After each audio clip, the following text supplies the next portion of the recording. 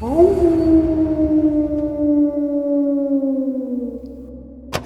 Adam here, and welcome back. If you've been keeping up with the channel recently, we went very in depth about the disappearance of Nora Quarren just a couple of videos ago. Well, this time we're going to be having a deep dive on the disappearance of Mohammad Ashraf Hassan, also known as ACAP.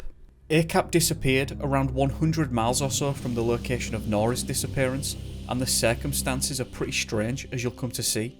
There is a quick disclaimer though. I'm going to have to preemptively excuse myself here for mispronunciations, so I apologise in advance because that's just bound to happen. I also just want to make it known that I've had to do a lot of translation work for this video, and while I've tried to keep the original writing intact, I've had to paraphrase extensively, so please do bear that in mind. If you speak the native tongue and would like to add your 2 cents, tweak or correct anything that I've said, then do leave a comment below and I'll make sure that they're all collated and stickied in my opening post.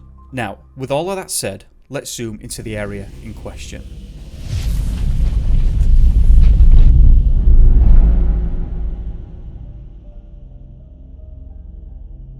Let's start with the New Straits Times, who reported this on the 24th of March 2019. A search and rescue operation is underway for a man who went missing during a Gopeng Ultra Trail run in the Gua Tempurung area in Gopeng yesterday. Kampar Police Chief Superintendent Hasron Nasri Hashrim said Mohammad was with 485 male and female runners taking part in a 25-kilometre run in the area where there are many caves, but did not show up when it ended at 2 PM. A friend of his, Mohd Farid Kamal, 32, alerted the organisers about the matter when attempts to contact him on his mobile phone were unsuccessful. They tried to look for him, said Mohd. He said a missing person report was filed at 1:09 AM when all attempts to find him failed. So what looks to have happened here is that Mohammad, who was running with a group of his friends and family, at some point became separated from them. It's not completely clear why they split up, but it could simply have been that they were used to running at a different pace to one another. And with that many people present, it's probably far easier than you might imagine to become separated. Mohd said that he waited there at the finishing line for a while, but became concerned when Mohammad didn't turn up. He and the rest of the group initiated a search thinking that they were going to find him quickly, but as the night progressed, it looks like they realised that this wasn't going to be a simple task by any means. I will say that 2 PM to 1 AM is a longer time than I'd like to report a person missing in an area surrounded by dense jungle. It is odd though that Mohammad managed to disappear in this scenario surrounded by hundreds and hundreds of other people. It's difficult to imagine what that might have looked like. Did he venture into the jungle because he thought he knew of a shortcut? Did he go to relieve himself?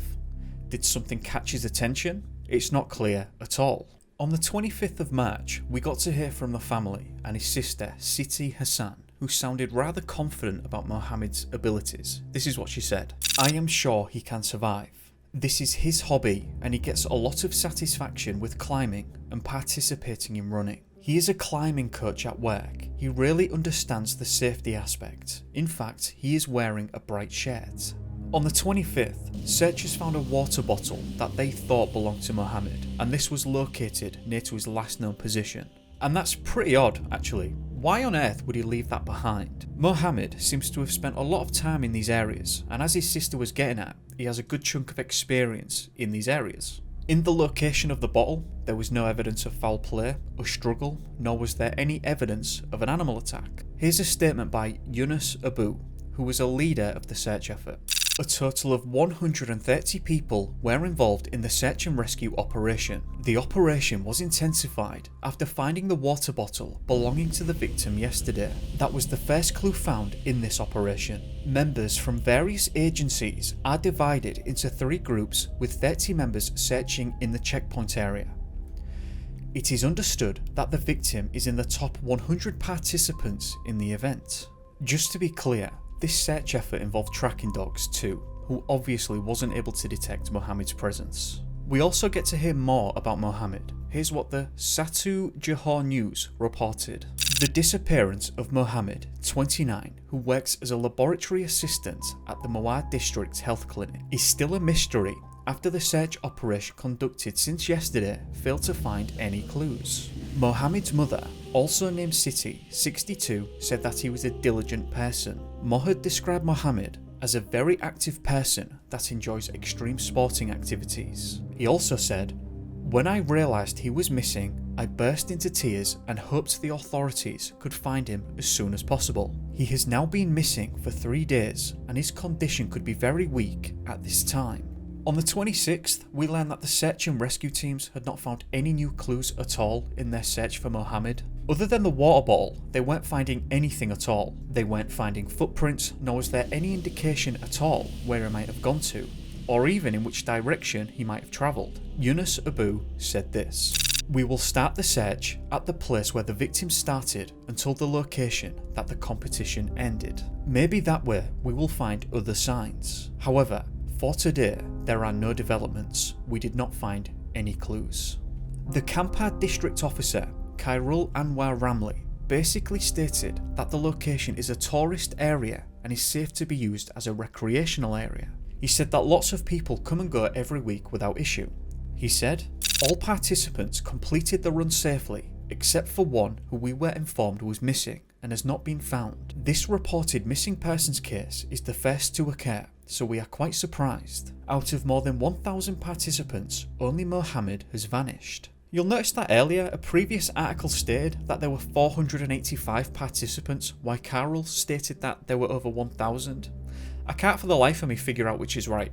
The 485 number seems to come up more often, so it appears that these kinds of reporting errors aren't just a US-UK issue. I'm glad we've settled that anyway. I was starting to think we had a monopoly on bad reporting. On the 27th, we learned that those in charge started to ramp up the search effort, and they now had 170 boots on the ground looking. Pairs of boots, that is. In this group, there were many army personnel present who were just brought in, but they were having no luck at all. We also get to hear from the director of the Fire and Rescue Department, Azmi Osman, who stated this: "The clues we obtained earlier, including the discovery of a water bottle believed to belong to the victim, did not show any positive signs, despite the search's continuation. Now, basically, this operation will continue until there are certain instructions or other factors. We are confident the victim will be found. It may take time to find new evidence and clues about his movements." He also stated that the radius of the search was to be expanded from 8 kilometers to 12, with a focus point at Mohammed's last known location. It seems like a lot of people were surprised here, and they fully expected to find him, or at least to have identified a direction of travel. And what was making everything worse was that aside from the water bottle, absolutely no evidence had been left behind at all. The day afterwards, on the 28th, we get another clarification from the Ashra Awani, who stated this: "After 5 days of searching, there are still no new clues in the search operation for Gopeng Ultra Trail participant Mohammad Ashraf Hassan, who was reported missing while participating in the run last Saturday." They also clarified that there were many canine units on scene, but they weren't finding anything at all. They also stated this: "In addition to physical efforts, it is understood that various spiritual efforts such as prayers are being performed by several parties, including the victim's family and local residents, to help locate the victim." We actually found out more about that soon, and it looks like there are some beliefs among some of the natives who seem to believe for one reason or another that something out of the ordinary had taken place here.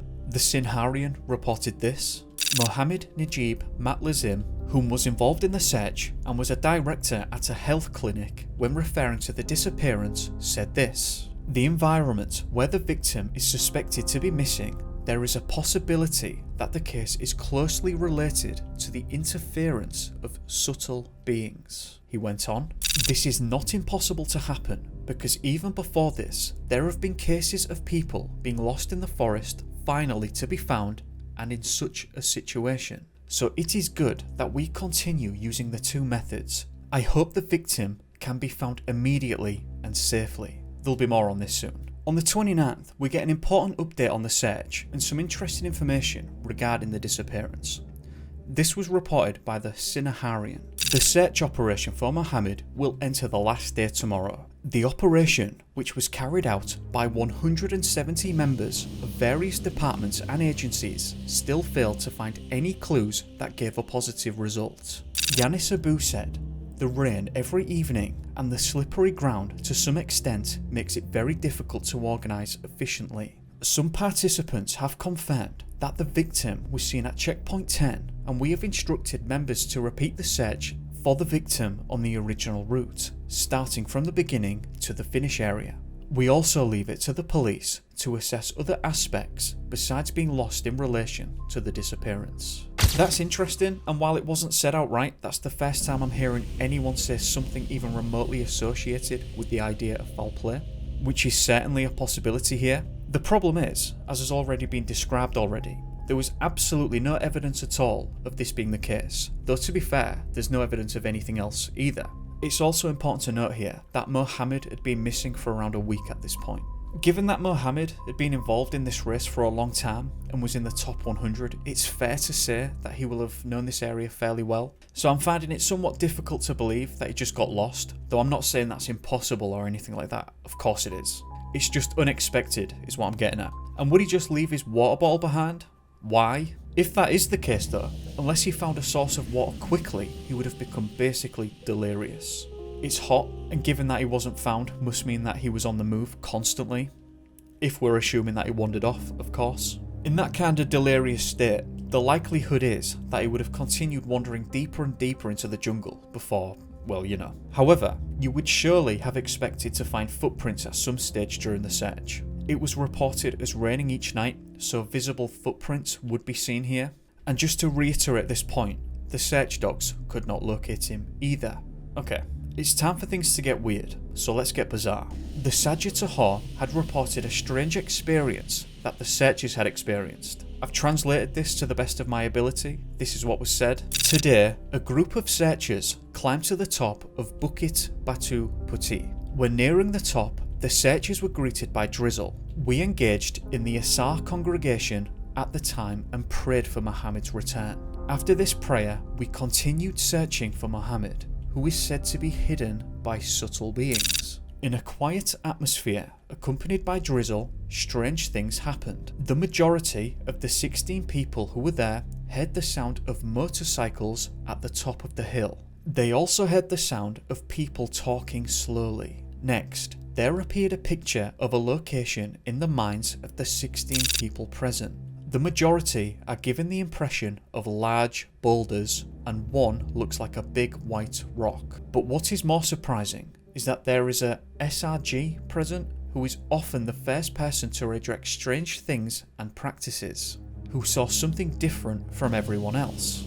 He was approached by an old man in a robe, in a white turban and a cane, standing upright behind a searcher's wife. The man was silent for a long time, mentioned Kandu and disappeared. I think Kandu refers to some sort of settlement. It was now 6:10 and the group started to head down. Below, they found the rocks that they earlier described. They started searching the area while calling for Muhammad, but there was no sign of anything. It's very difficult for me to comment on these types of things because I'm obviously not very familiar with the faith nor the local cultural beliefs. However, these things do need to be reported on because on some level it is a part of the effort to find Muhammad, and those concerned believe that these activities would help. From what I understand too, the authorities seem to separate themselves from the spiritual effort, but at the same time, in Nora Quarren's disappearance, if you rightly remember, it was the authorities who invited the shamans to do their thing. In any case, the point is, it's all worth reporting because it's the only way we can get the whole picture of the search effort and the disappearance itself. Right, now you'll remember that the search effort in its entirety was due to be called off. However, the Fire and Rescue Department, the absolute heroes that they are, abandoned that idea and continued the search themselves.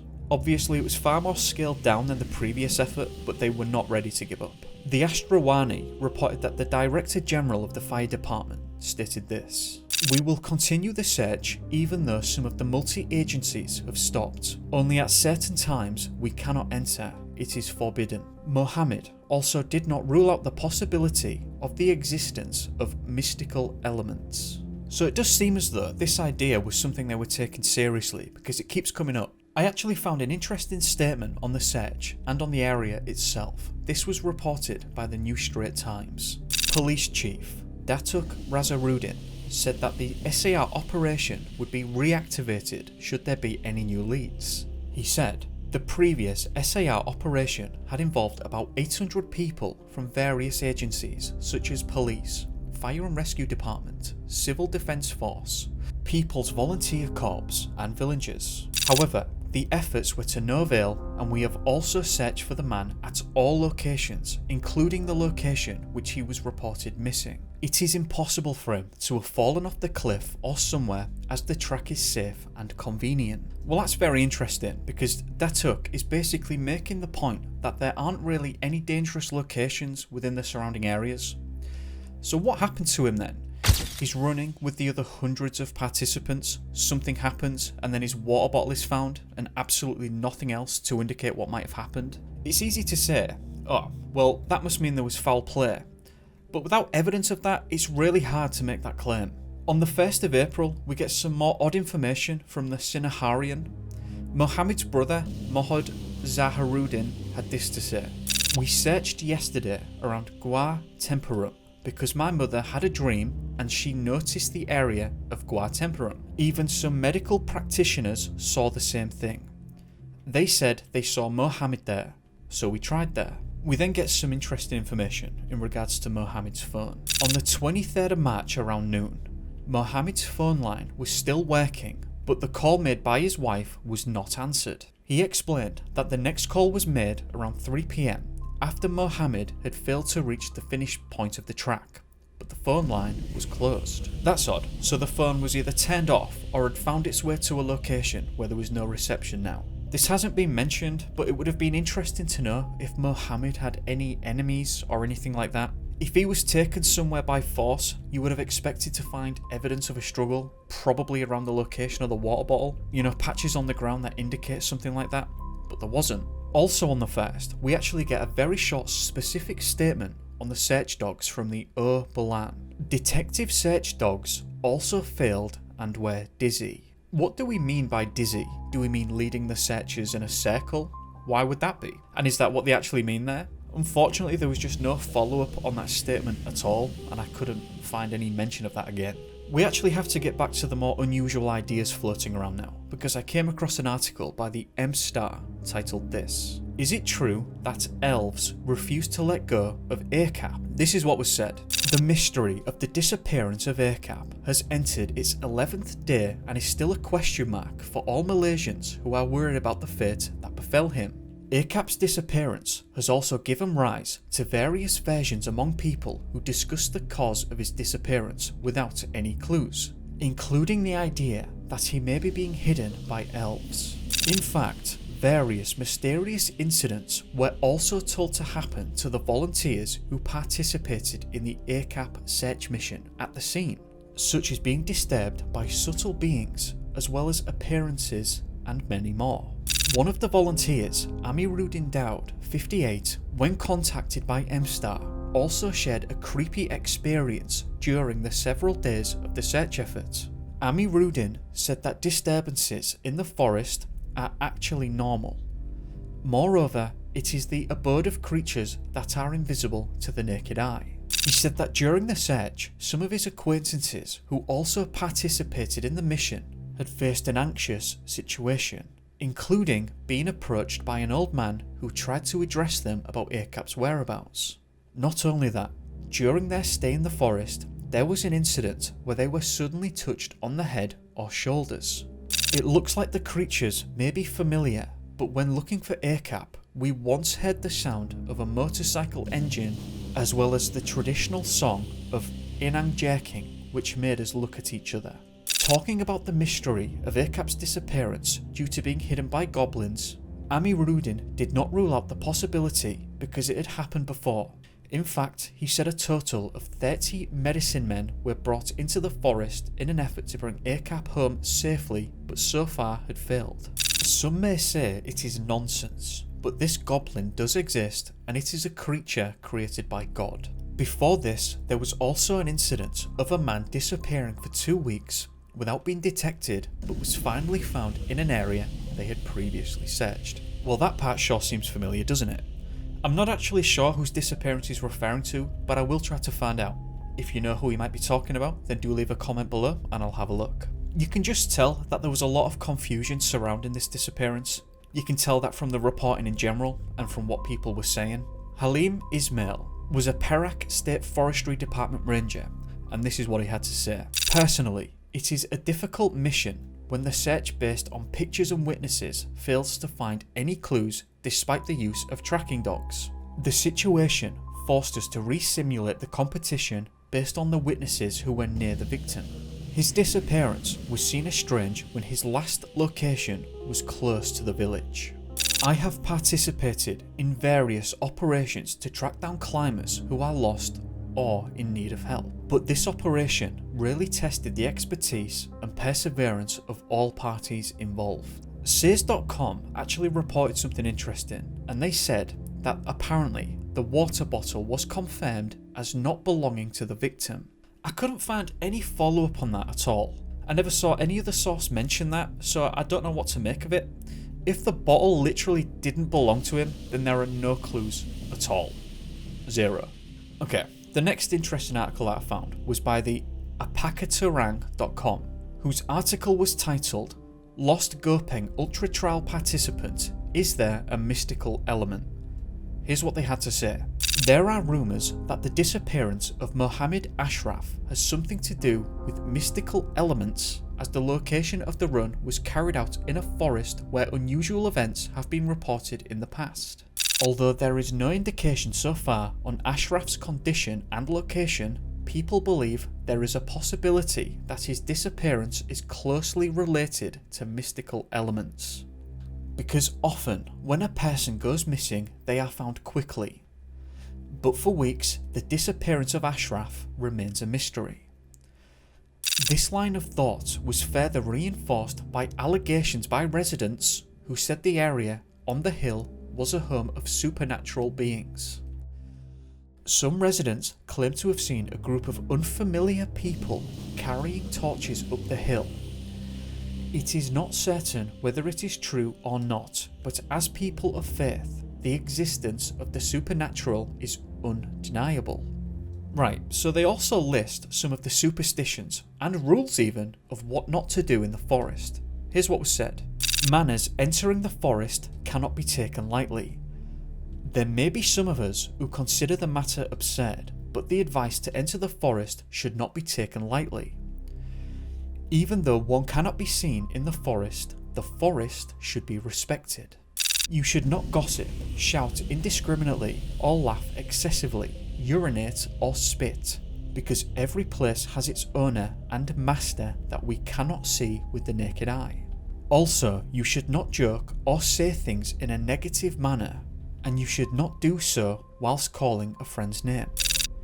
It is feared that the other creatures will either answer or call the friend's name too. Avoid flashing lights to surprise friends, and avoid imitating strange facial expressions, as the creatures in the forest could get angry if we are seen as mocking their appearance. And most important of all, if you come across strange objects or things such as beautiful flowers, colourful and sparkling stones, strange trees and so on, do not take them. Again, it's very difficult for me to comment on the faith of others. All I can really say is that in the minds of many, this was clearly an important avenue that they were exploring. Not to all, of course, but enough for many articles to have been pumped out about it. I also find it interesting that a very similar belief existed, and still does, in more rural areas in Europe and the UK specifically, which is what I'm more familiar with. There are those today, but more prominently so in the past, who described fairies or the fae exactly the same in many ways, especially the rules that were mentioned. Just weirdly enough, I've actually made a documentary styled video on that in the past, so I'll link to that in the top right now if you want to see it. You know what to do. On the 3rd of April, we learned that they had started searching caves in the area. It doesn't seem as though any evidence actually pointed to them, but I suppose it's all worth trying at this point. And you can certainly see why someone might take refuge in a cave if they get lost. Weirdly, on the 8th of April, people began to complain about a foul smell emanating from the jungle. This is what was said. The Fire and Rescue Department of Malaysia has confirmed receiving information regarding the bad smell and the effects of black spots filled with flies. But it has nothing to do with the disappearance of ACAP. So people were obviously concerned that the smell was of a decomposing body. However, officers who inspected the area found that there was a strong smell and effect as alleged, but did not find any clues related to the disappearance of ACAP The search also did not find any carcasses or findings that could be linked to the disappearance of ACAP. I don't really know enough about these kinds of areas to comment. If it wasn't a body or a carcass, I have no idea what might have been producing a foul smell over a fairly large area. Right, on the 9th, the police basically confirmed that they were not suspecting foul play. Perak police have confirmed that there is no evidence to suggest that the disappearance of ACAP was as a result of foul play. The police chief said, "From the investigation, we see that there is no element of foul play based on telephone, bank account or car movement. They all remain untouched."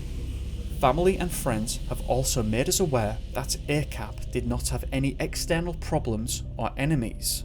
So, external problems, I suppose that means that there wasn't any evidence to suggest that he owed money or things of that nature, because otherwise in this scenario, you've got to imagine that would warrant an investigation. People shouldn't just be disappearing into thin air. On the 14th of April, the authorities also clarified that they had basically ruled out the possibility of an animal attack, which many might see as Occam's razor.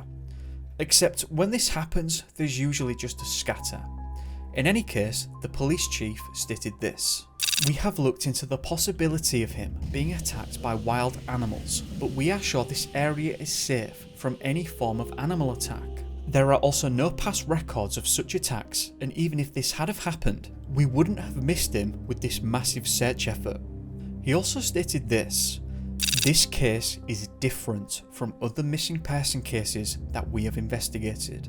Many are family related where the individual has ran away due to problems.